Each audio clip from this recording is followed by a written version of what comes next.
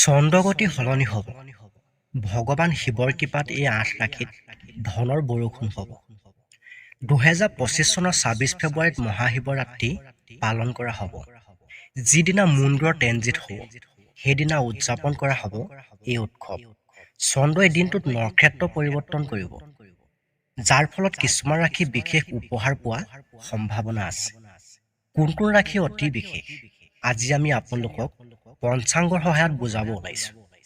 সনাতন ধৰ্মত মানুহৰ বাবে শিৱৰাত্ৰি উৎসৱ বিশেষ তাৎপৰ্য আছে।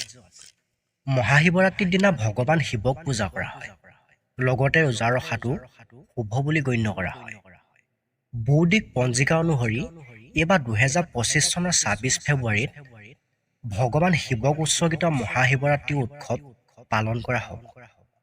জ্যোতিষ দৃষ্টিকোণৰ পৰা মহাশিৱৰাত্ৰিৰ দিনটো অতি বিশেষ, কাৰণ এই দিনটোত বহুতো শুভযোগ সৃষ্টি হৈছে। চন্দ্ৰ ঈশ্বৰো ট্ৰেনজিট হৈ আছে। মহাশিৱৰাত্ৰিৰ দিনটোত চন্দ্ৰই কিমান সময়ত ট্ৰেনজিট কৰিব আৰু কোন ৮ ৰাশি জীৱনত ইতিবাচক প্ৰভাৱ পৰিব সেয়া জানক। মহাশিৱৰাত্ৰিত কেতিয়া হ'ব চন্দ্ৰ ট্ৰেনজিট, সেয়া জনাৰ আগতে আমাৰ এই ভিডিঅ'টোত এটা লাইক কৰি চেনেলটো ছাবস্ক্ৰাইব কৰি দিয়ক। বৈদিক পঞ্জিকা অনুসৰি ২০২৫ বৰ্ষৰ ২৬ ফেব্ৰুৱাৰী সন্ধিয়া ৫:২৩ ধন্তেশ্বৰ নক্ষত্ৰত চন্দ্ৰই ট্ৰেনজিট কৰিব। ধনিষ্ঠ নক্ষত্ৰত জন্ম লোৱা লোকসকল এই সময়ছোৱাৰ পৰা ভাগ্যৱান আৰু মিলাপ্ৰীতিৰ স্বভাৱ থাকিব। এইসকল লোকে বহুমুখীয়া প্ৰতিভাৰে চহকী হ'ব। যিসকল লোকে জীৱনত সফলতা বিচাৰি আছে, তেওঁলোকে অতি সোনকালে সুফল লাভ কৰিব পাৰে। ইয়াৰ বাহিৰেও এই নক্ষত্ৰ মণ্ডলত জন্ম লোৱা লোকসকলে নিজৰ পত্নীৰ সৈতে বন্ধুত্ব আৰু সম্পৰ্কত সম্পূৰ্ণ হৃদয়েৰে বিশ্বাস ৰাখে আৰু কেতিয়াও কাকো বিশ্বাসঘাতকতা নকৰে। এই ৮ ৰাশিৰ বাবে চন্দ্ৰ ট্ৰেনজিটৰ শুভ প্ৰভাৱ পৰিছে। প্ৰথমে আহিছে মেষ ৰাশি। এইবাৰ মহাশিৱৰাত্ৰি উৎসৱ মেষ ৰাশিৰ লোকসকলৰ বাবে অতি স্মৰণীয় হ'ব। অবিবাহিত লোকে ১৬টা সোমবাৰে ফলাফল পাব, অৰ্থাৎ তেওঁলোকে নিজৰ প্ৰকৃত প্ৰেম বিচাৰি পাব। যিসকলে জীৱনত সফলতা বিচাৰিছে, তেওঁলোকে অতি সোনকালে সুফল লাভ কৰিব পাৰে। যদি ছাত্ৰ ছাত্ৰীসকলে কেৰিয়াৰ সম্পৰ্কে কিবা চিন্তা নাইবা ভয় আছে, তেন্তে সেইটো সোনকালে সমাধান হ'ব। ব্যৱসায়ীসকলে বিত্তীয় খণ্ডত কৰা প্ৰচেষ্টাৰ সফলতা লাভ কৰিব। পুৰণি বিনিয়োগৰ পৰাও দোকানীসকলে বিলোপ সুবিধা লাভ কৰিব পাৰে। বিবাহিত দম্পতীৰ মাজত প্ৰেম বাঢ়িব আৰু তেওঁলোকে সুখৰ সময় কটাব পাৰিব। এই সময়খিনিৰ পৰা মেষ ৰাশি লোকৰ নিজৰ ঘৰ বনোৱা, সম্পত্তি কিনা সপোন অহা মাহৰ ভিতৰত পূৰণ হোৱাৰ সম্ভাৱনা আছে। কৰ্কট ৰাশি। আপোনালোকে যদি কিবা নতুন পৰিকল্পনা কৰি আছে, তেন্তে নতুন পৰিকল্পনাত কাম কৰা এইটোৱে উপযুক্ত সময় আহিছে।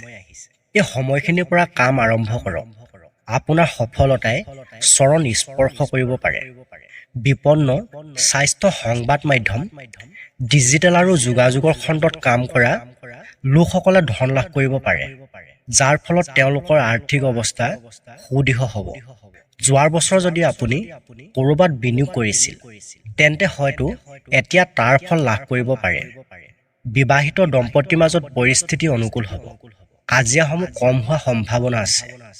বয়সস্থ লোকে সময়খিনিত ঋতুভিত্তিক ৰোগ বা কোনো গুৰুত্বপূৰ্ণ ৰোগৰ পৰা যথেষ্ট মুক্তি লাভ কৰিব পাৰে। ধনু ৰাশি। মেষ ৰাশি আৰু কৰ্কট ৰাশিৰ উপৰিও ধনু ৰাশি লোকৰ ওপৰত চন্দ্ৰ ট্ৰেনজিটৰ শুভ প্ৰভাৱ পৰিছে। নিয়োজিত লোকে বিদেশী কোম্পানীত কাম পোৱাৰ সম্ভাৱনা আছে। নতুন চুক্তিত ব্যৱসায় কৰা জন লাভৱান হ'ব আৰু তেওঁৰ ব্যৱসায় উন্নত হ'ব। অবিবাহিত লোকৰ সম্পৰ্কত ভগৱান শিৱৰ আশীৰ্বাদ লাভ কৰিব। বিবাহিত দম্পতীয়ে ভ্ৰমণৰ বাবে দেশৰ বাহিৰত যোৱা সুযোগ পাব। যিসকল লোকৰ বয়স ৫০ বছৰৰ ওপৰত হয়, তেওঁলোকৰ স্বাস্থ্য ২০২৫ চনৰ ২৬ ফেব্ৰুৱাৰীৰ পৰা ভাল হ'ব। ইয়াৰ পাছতে আহিছে বৃষ ৰাশি।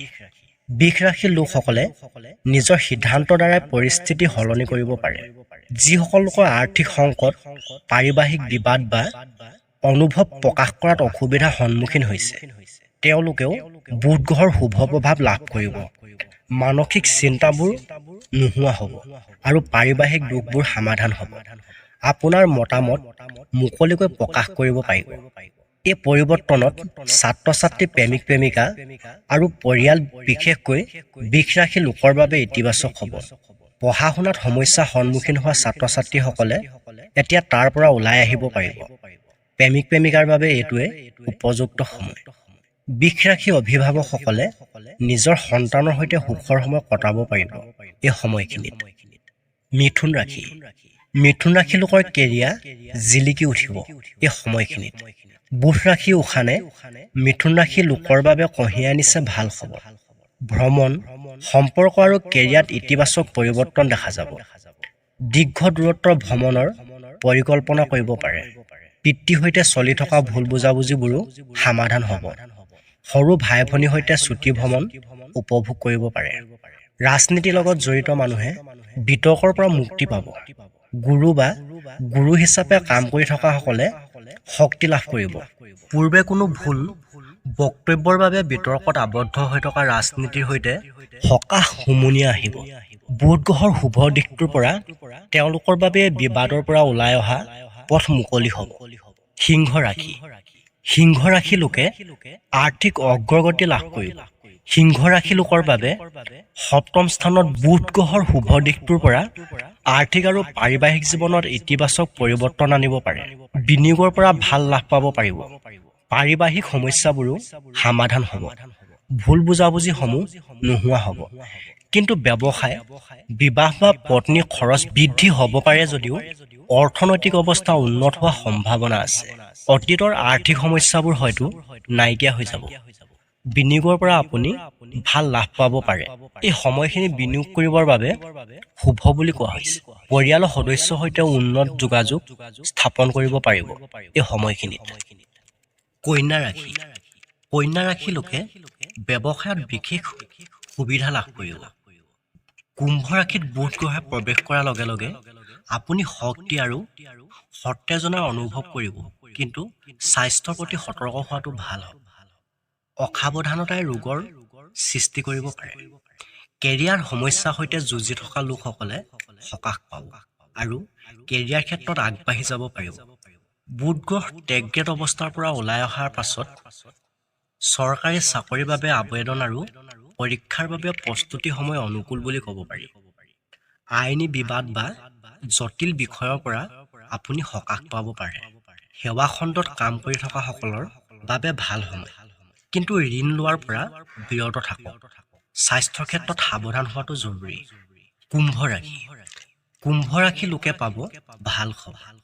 বুধ ৰাশি শুভ প্ৰভাৱে কুম্ভ ৰাশি লোকৰ বাবে অতি সুখবৰ কঢ়িয়াই আনিছে। এই সুফলে শিক্ষা, প্ৰেম, পৰিয়াল আৰু কেৰিয়াৰ ক্ষেত্ৰত ইতিবাচক প্ৰভাৱ পেলাব। ছাত্ৰ-ছাত্ৰীয়ে পঢ়া শুনাত সন্মুখীন হোৱা সমস্যাৰ পৰা সকাহ পাব। প্ৰেমিক-প্ৰেমিকাৰ মাজত সম্পৰ্ক আৰু অধিক মজবুত হৈ পৰিব। পিতৃ-মাতৃয়ে সন্তানৰ সৈতে ভাল সময় কটাব পাৰিব। ব্যৱসায়, বেংকাৰ, দাতাৰ, বিজ্ঞানী আৰু আলোচনা পন্থাৰ দৰে কৰ্মৰত লোকসকল লাভৱান হ'ব। অৱশ্যে কিছুমান অনিচ্ছাও আহিব পাৰে, কিন্তু বুধ গ্ৰহৰ কৃপাত নেতিবাচক প্ৰভাৱ কমি যাব আৰু লাভৰো সুযোগ বাঢ়িব। প্ৰেম জীৱনতো মধুৰতা থাকিব।